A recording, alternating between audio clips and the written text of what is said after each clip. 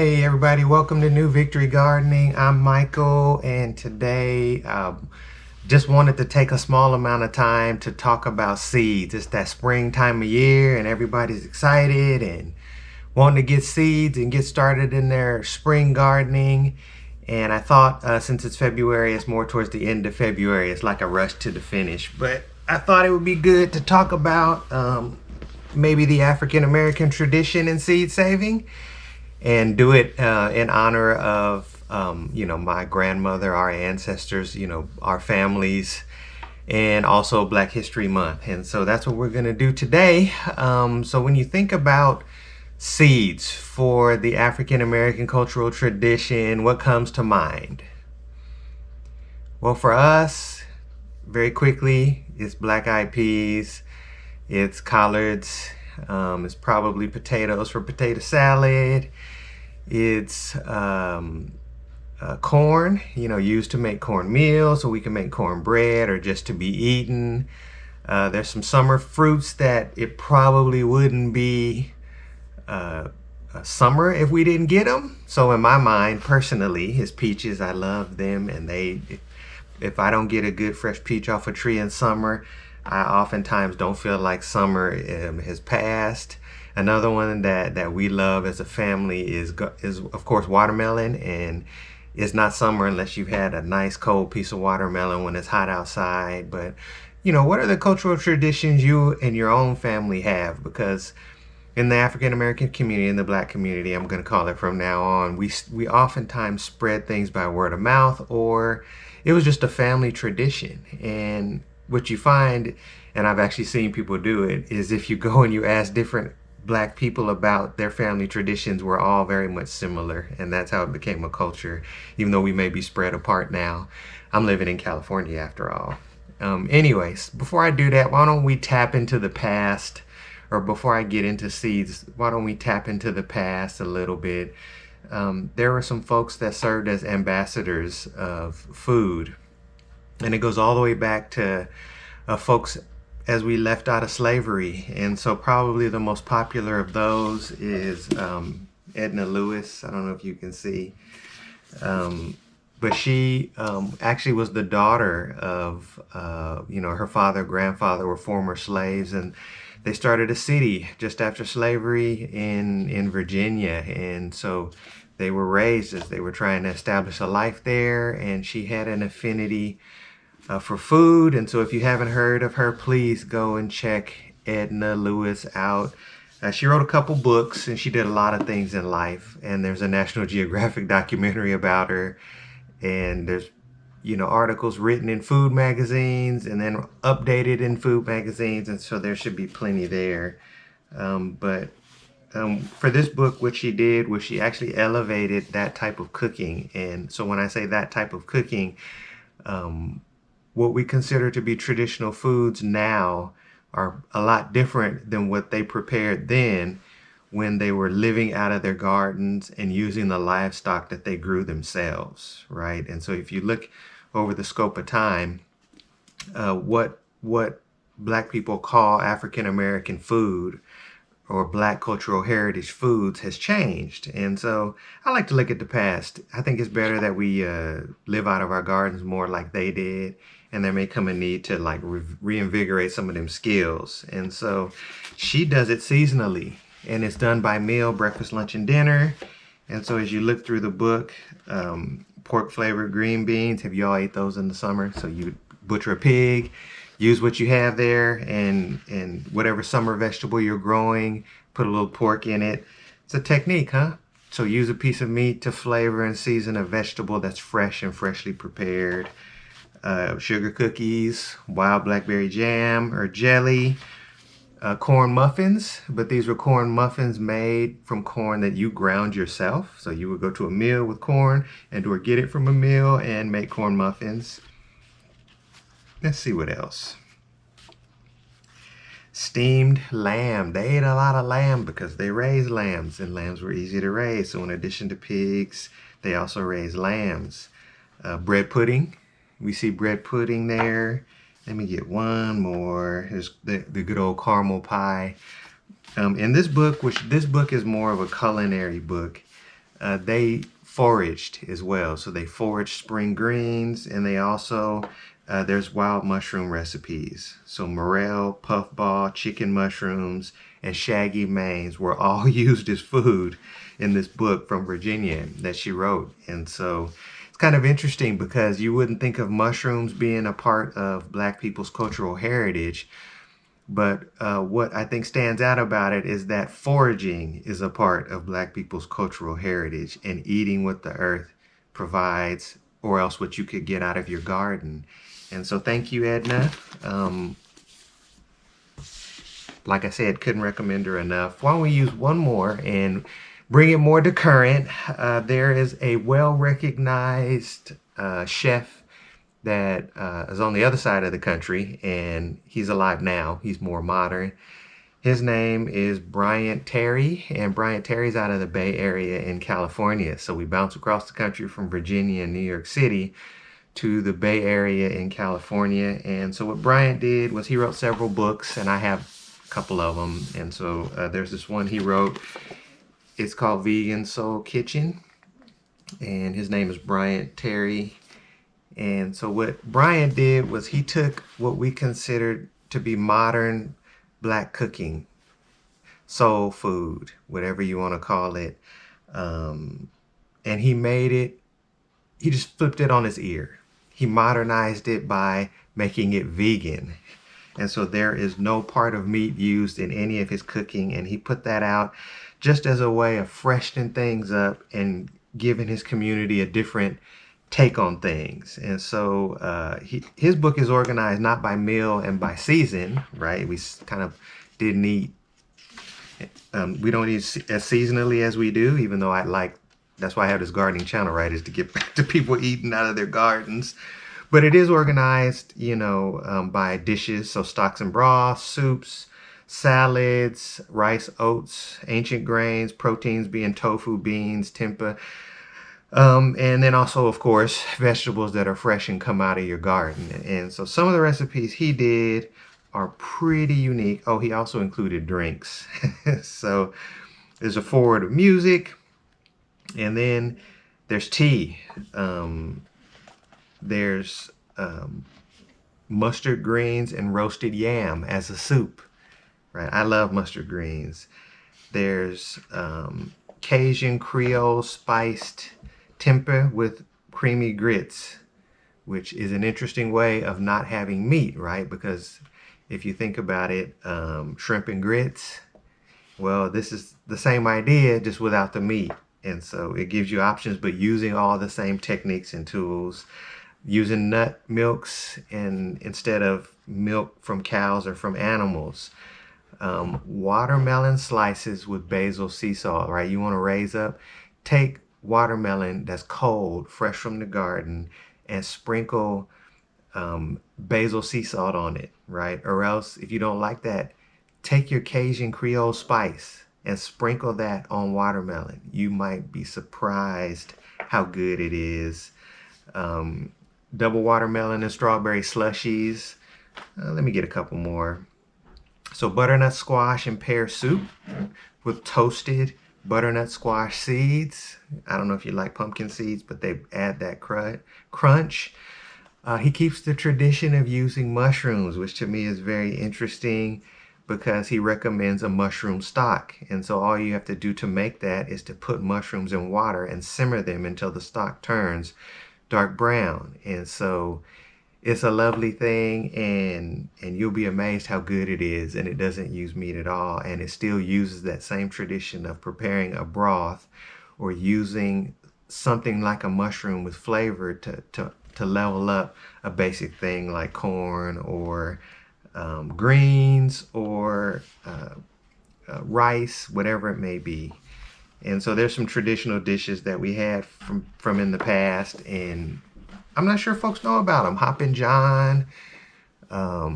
Maybe y'all can name a few in the comments. Maybe it goes by family, and that really is a part of it, is bringing out some of those dishes so that we can remember that they exist and then grow our gardens accordingly. And so with that, why don't we jump in and start with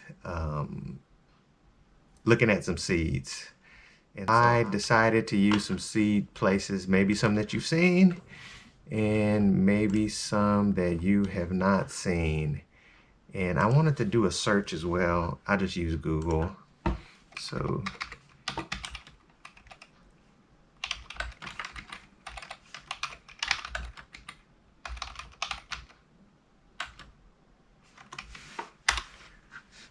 right. And so if you do a search, what you'll find is there are a few places. And you just have to look around, and you'll be able to find them. I had actually, on gardening posts on Facebook, found a lot of purveyors of seeds from African Americans. And so there was like 20 sources of them. You can see here, here's one, an African diaspora collection. But it mixes in some other seeds. And so with a little effort, there are some folks working. And I'm actually going to start carrying some on newvictorygardening.com. So I'll open up a shop page here later on this year, maybe in the fall.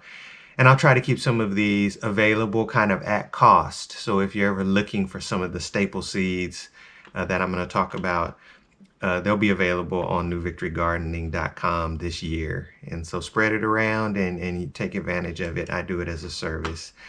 All right, so botanical interests, Baker's Creek seeds, Ferry Morse seeds, Burpee seeds, and Territorial Seed Company. I tried to open up some that I'm pretty sure everybody across the country have seen. There's one other I can open up here. So there's Johnny Seed. So Johnny Seed is in New England, and they're more keyed towards farmers, people who are trying to grow and sell what they grow. And so their seed is tested more vigorously. And so if you want a seed that's going to sprout 80 to 90% of the time or better, and if you want the latest disease resistance in seeds, Johnny Seed is always a good place to start.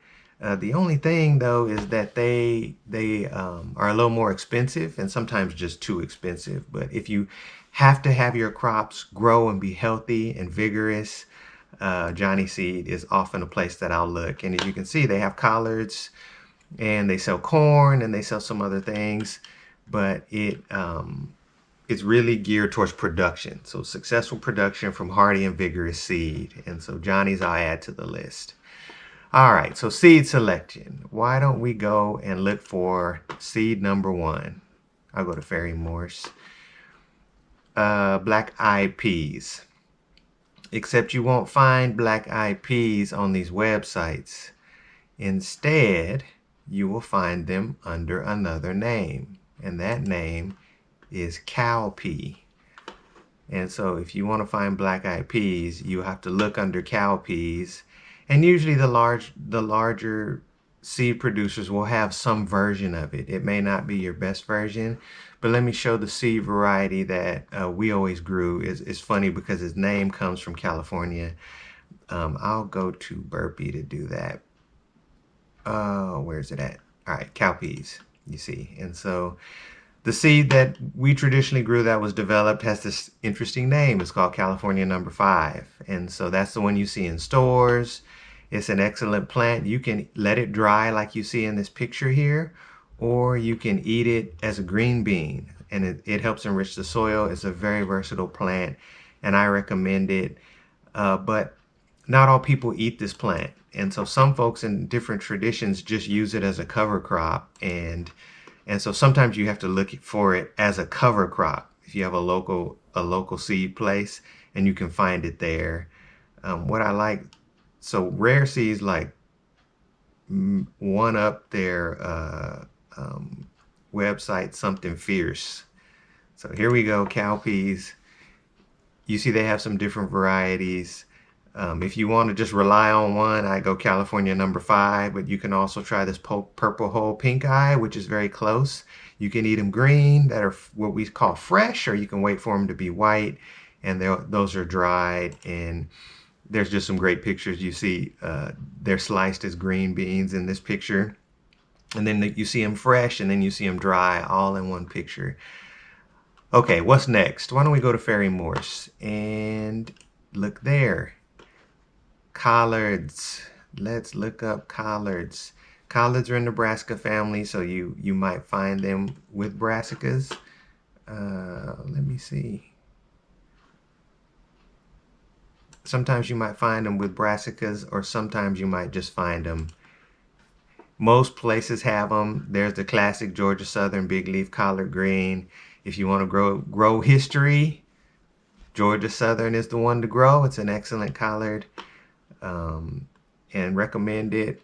Why don't we go to Territorial? Territorial's out west. They're in Oregon, and so if you're in the Pacific Northwest and you want a nursery that's out west that is breeding plants in your area that you know will grow, then these are worth a try. It's just they don't have all of the seeds for the African American tradition, and so you'll have to maybe look around. But they do have this Flash. So Flash is a Bates style collard green, which is just a little smaller leaf but still tastes good. Very uniform, and it's coated. And as you can see here, they'll code seeds, and you need to know what those codes mean. And so F1 is a hybrid, meaning you cannot collect seed from this. It won't do what we call breed true. And so if you were to collect seed from these plants after they go to seed, you're not guaranteed to get this same green the next year. You could actually get a big plant that grows huge leaves, or you could get a small plant that doesn't grow any leaves at all, and it looks more just like a stalk. Like it just won't breed the same plant the next year. And so it's coded that way. Why do they do that? They are usually trying to breed something into the plant, but also I've noticed, and we'll go to Burpee next, they're also trying to breed their seed so that you have to purchase it.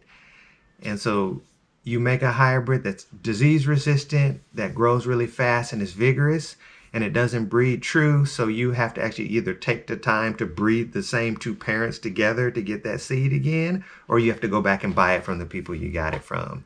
And so that's why you see so many F1 hybrids, and I think all the seed producers use that same code. Then you see there's other codes, so this one's cold hardy. It can be grown in dual seasons, so spring and fall, and it tolerates winter weather well. And so those are kind of keys. The most vigorous in that, let's go here. They sell the same on Johnny Seed, and you'll see Flash. There it is again. They all have that F1 coding, right? And just be aware that you cannot, they don't breed true is what we call it. You won't get the same plant necessarily the next year using that seed. It's not necessarily the worst thing though. Like these plants cross, and I've gotten some actually really good crosses that just happened in my garden that made very vigorous plants, but you just never know what you're going to get the year following. Yeah, so it's you know, take it or leave it. And if you love these plants, experiment with them. And so what are we here to show? It's using the F1 code, and usually they're giving you some codes, which I don't see here today. Usually they're giving you codes on how vigorous the plant is. You know, most places use F1 to designate a hybrids, but they'll have their own code of what disease resistance it has, you know, what season it grows in, all of that stuff. And you just have to decode to make sure you're getting all the information about the seed from the symbols. Okay. Oh, we're going to go to Burpee. Where are they at? Oh, that's Ferry Morse. That's Territorial. Wait, am I lost? Okay, there we go. Burpee. Okay. So back to vegetables. Of course, we have corn that can be grown. And so corn grown and eaten, and corn grown to be ground, right, and used as like ground corn. What do you call that? Cornmeal? Cornmeal? There you go. Okay, cornmeal. And so you'll see them, they call them dent corn or just corn for cornmeal. And and or you can just eat fresh corn as well. But some of the varieties we've grown successfully is Country Gentleman, of course. Golden Bantam is one. Summertime crops, peaches and cream. Sweet corns. There's Golden Bantam. Had a lot of success growing this variety. So there's corn. Tomatoes, of course. Fresh sauces. Some families may have fresh sauces that they make from and use in stews. So you're stewing a piece of meat in tomatoes that you ground from your garden, and then you put that over rice, or you put that with black-eyed peas. So tomatoes have their place, and it's really going back again to what do you have growing in your garden and what grows vigorously in your garden. There's a lima bean grown throughout the South. Ford Hook is a lima bean. We might call it a butter bean. Straight out of the garden. They're only good out of the garden. If you want to use them, that's a summertime crop. That's very popular. So beans have their place. All right. Let's do a couple more. Of course, there's peanuts. But I just don't think of peanuts as African-American cultural food. It's just food. The root crops for potatoes. So potatoes, and then what we brought with us from Africa, which is a different called sweet potato or yam. And I'm not getting into the argument of which is the correct term. So many people have corrected me and said, no, it's a sweet potato. No, it's a yam. To me, I'm like, it's the same thing. But a Georgia Jet. Born and bred, right out of the South. Large tubers, very well, suited. Let's see how far Georgia Jet goes, right? You want to talk about candied yams? Let's talk about them. So where are we? Sweet potatoes.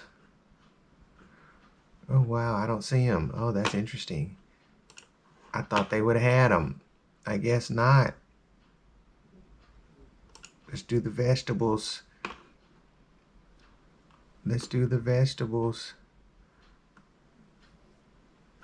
Sometimes you just have to search, huh? There it is. Menu doesn't do it for you. Uh-oh. That's not a search result. I'm not trying to transition my garden. I want sweet potatoes. Don't get frustrated. Oh, wow, that's crazy. They had it as a search thing, but I don't see it. Oh, wow. Yeah, Ferry Moore should have that. I guess not, huh? Let's go ahead and go here. They have them on Johnny Seed. It's funny because they have some from Japan, and then they have some, bred here in the United States. And so look around a little bit. If you get these, you see they're expensive, but they'll produce a barrel full. And if you get them from Johnny, they're going to grow well. So there's sweet potatoes there. Let's go to Baker Creek because they just have so much. So potatoes, sweet potatoes, and then we talked about tomatoes, and we talked about beans, green beans, or just eat black-eyed peas green. And the last one I'm going to go to here is one of my favorites. Oops.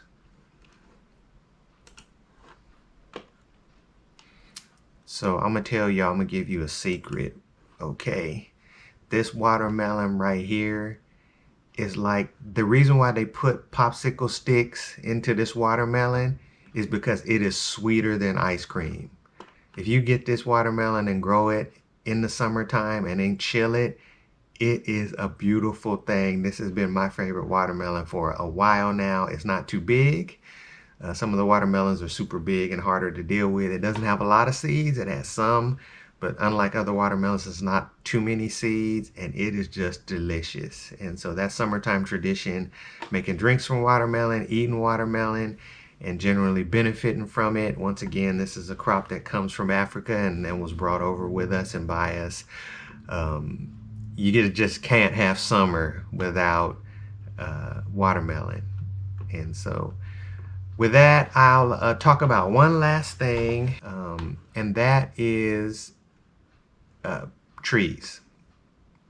And so I've been talking about vegetables, and I've been talking about things that you can grow in your garden for the African American cultural heritage, but where do trees stand in all of that? And it's funny because I talked about one, right? It's peaches, but what I meant to say was stone fruit. And so peaches, plums, nectarines, they play a role. Walnuts, walnut tree. My grandfather, they kept walnuts. My mother's, both sides of the family always had walnuts and access to them and grew them. And so they were pulled in and used in a lot of dishes. Even apricot. Some folks like apricot. Some folks like berries. So blackberries, some of the natural berries, the warm weather berries of like blackberries, and grapes, of course. Whatever variety you like, I tend towards muscat. Once again, muscat's grown around the Mediterranean, including northern Africa. And then there's Thompson cedars, which are some of the varieties that are here that are all excellent. And a grapevine is a very hearty and delicious thing to have. I might have talked about it before. And so as you're planning and you want to plan perennials, apples also play a good role too. Don't let me forget apples. My favorite tree, right? You wouldn't think of it in the African American cultural heritage, but I'll let you have some of my, what do you call it? Apple butter. And you might want to consider having an apple tree. But more so, I think the stone fruits, peaches, nectarines, plums, apricots, cherries, then grapes and berries like blackberries.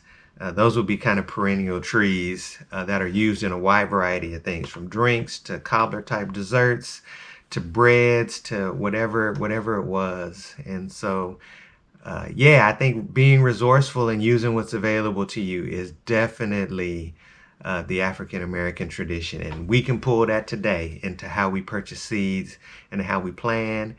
And what I say is just find something that you like. Like, that's really, like, for me, find one of these things that's been around that you like, and you can become a specialist in it. So growing watermelons and making sure that you know how to grow them, and you can tell others, and maybe even you keep some seed for and you can give to other people.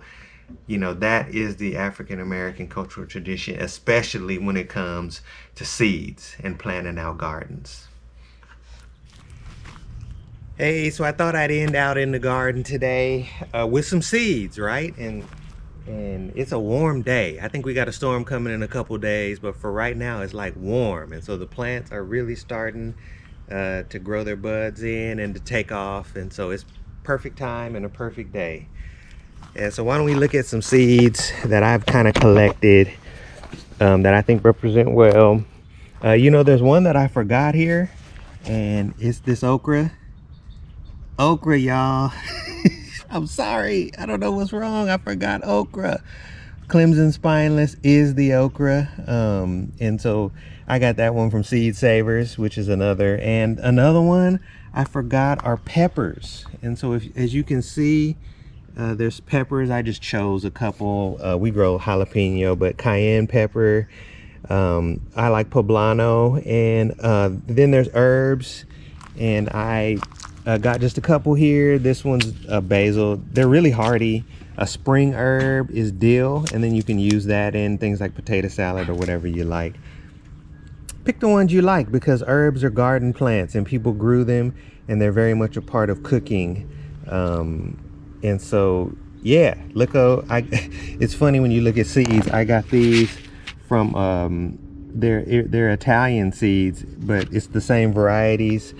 From an Italian farmer here in California that I got along well with. Here's some mustards that I collected from the garden and saved, and also some Vates collards that I did the same, so they're collected from the garden and I can grow. And then of course there's our tomatoes and some cucumbers. And where did I put? Oh, there they go. California number 5. There it is. These are burpee. Those are those burpee I showed you. So I plan to plant those this year. And so, yep, there's a lot there, and I think there's a lot of variety in what you can grow or choose to try to grow. And so just keep that in mind as you go about planting your seeds.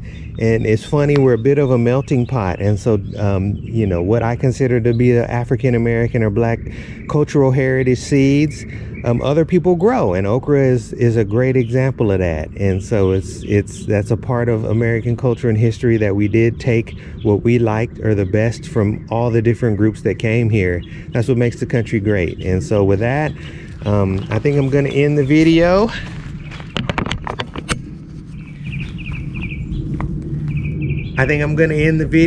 And I wish you well in seed saving, and encourage you to try any of these crops and grow them. They'll bring a wealth of goodness to you this summer.